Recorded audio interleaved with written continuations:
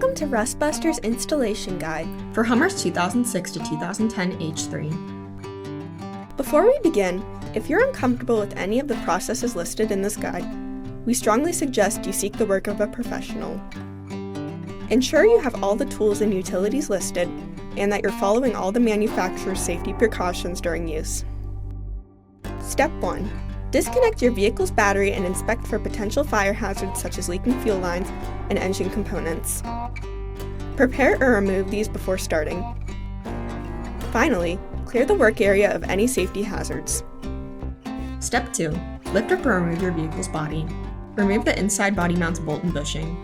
Cut off the factory inside body mount and any obstructions in the work area. Then, grind the frame free of rust and debris, revealing bare metal. Spray the work area with a weld-through primer to help prevent against rust development.